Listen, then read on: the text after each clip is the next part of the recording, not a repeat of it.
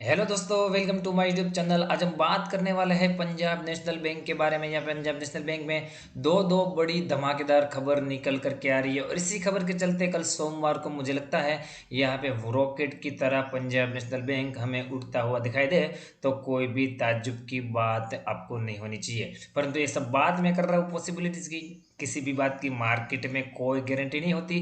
कहीं ना कहीं अगर मार्केट में खराब न्यूज़ आ जाती है तो सेंटीमेंट चेंज भी हो सकता है। पर एज ऑफ नाउ यहाँ पे बात करें तो पंजाब नेशनल बैंक के लिए बहुत ज़्यादा पॉजिटिव खबर है।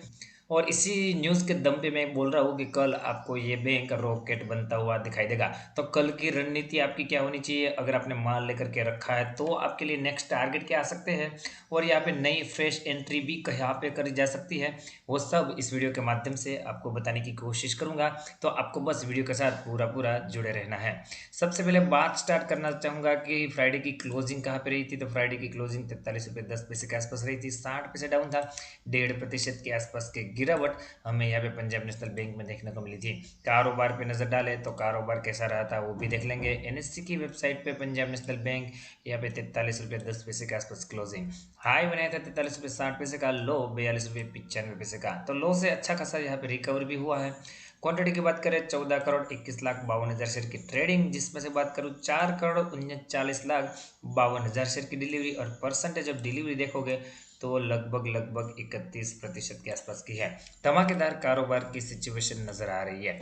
दो बड़ी खबरें हैं जिसमें मैनेजमेंट ने बहुत बढ़िया डिसीजन लिया है, वो आपके सामने प्रेजेंट करना चाहूँगा।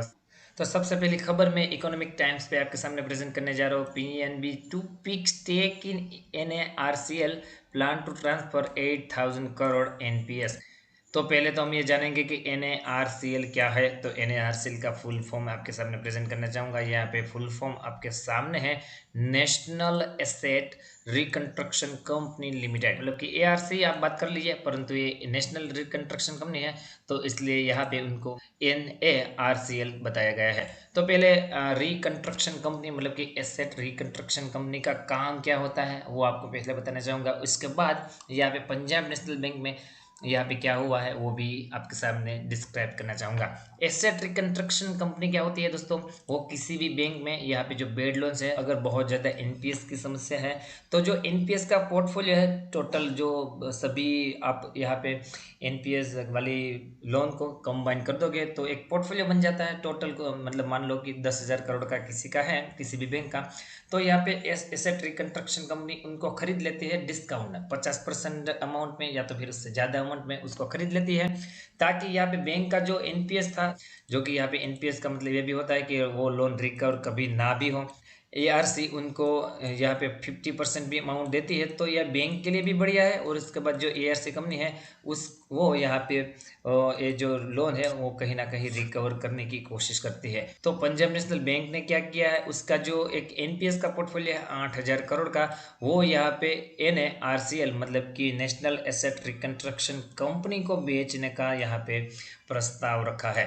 तो अभी अमाउंट कितनी मिलेगी 8,000 करोड़ के बदले, वो तो अभी आगे ही पता चलेगा। परंतु यहाँ पे मुझे लगता है जो मैनेजमेंट की तरफ से स्टेप लिया गया है कि 8,000 करोड़ का एनपीए का पोर्टफोलियो है वो यहाँ पे एनएआरसीएल को बेच दिया जाए, जिसके चलते यहाँ पे कहीं ना कुछ 50% तो 50% अमाउंट है वो बैंक के पास वापिस आ सकती है।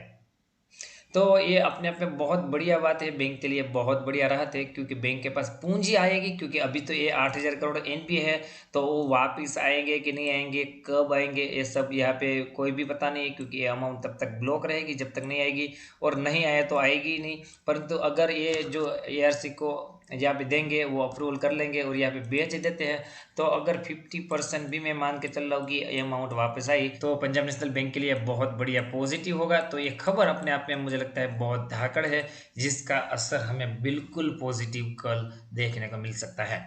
दूसरी भी खबर है, वो भी अपने आप में बहुत बहुत ज़्यादा पॉजिटिव है। आपको पहले एक तस्वीर दिखाना चाहूँगा और उसके बाद यहाँ पे हेडलाइन पढ़ूंगा। क्या आप इनको पहचानते हैं? आई होप कि 100 में से 99 लोग इनको पहचानते होंगे। विजय माल्या, जिन्होंने सबसे बड़ा फ्रॉड पंजाब नेशनल बैंक और काफ़ी बैंकों के साथ किया था।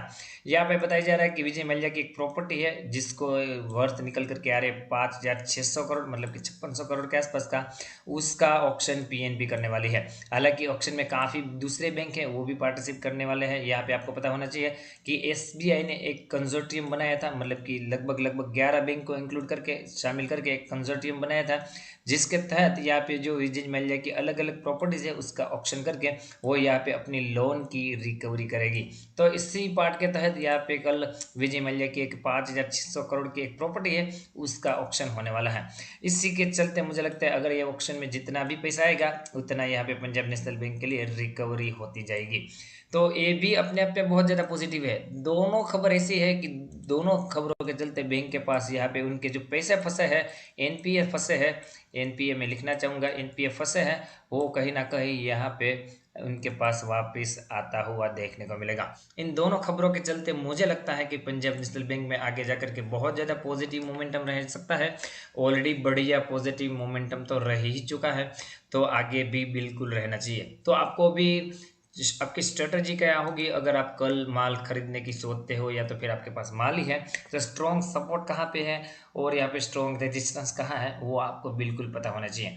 यहाँ पे बात करें तो 43 रुपये 10 पैसे के आसपास क्लोजिंग हुई है। मुझे लगता है जो 41 रुपये से लेके 41 रुपये 50 पैसे का जोन है, वहाँ पे मैं आपको बताऊँ बहुत ही स्ट्रॉन्ग सपोर्ट जोन है। ये सपोर्ट जोन बिल्कुल भी टूटना नहीं चाहिए। तो अगर आप इंट्राडे में कूदते हो कल, तो आपको 41 रुपये के आसपास का एसएल लेकर के यहाँ पे मार्केट प्राइस में ही बाई करना है। अगर यहाँ पे फ्लैट खुलता है तो, अगर यहाँ पे तेजी के साथ खुला और 45 पैसे के ऊपर खुल गया तो भी आप बाई करके चल सकते हो। मुझे लगता है आपको यहाँ पे बढ़िया गेन मिल सकते हैं।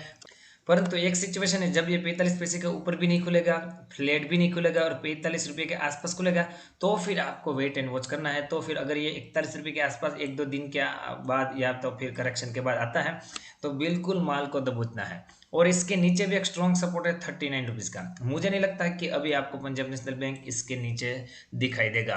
ऊपर की तरफ बात करें तो 45 पैसे का लेवल निकल गया, तो 49 रुपये का लेवल है जो कि एक रेजिस्टेंस है। उसके ऊपर 52 रुपये भी है और उसके ऊपर 55 रुपये 50 पैसे है, जो कि मुझे लगता है जून में ही आपको टारगेट बिल्कुल देखने चाहिए। आरएसए का लेवल देखें तो 1 डे की टाइम फ्रेम पे 66.40 का है।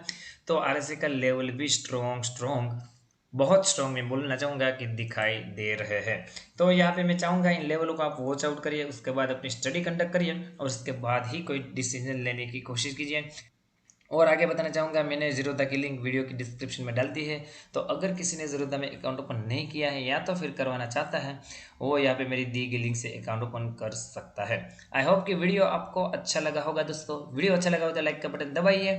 मिलते हैं अगले एक और ऐसे ही वीडियो के साथ। तब तक के लिए thank you again for watching this video.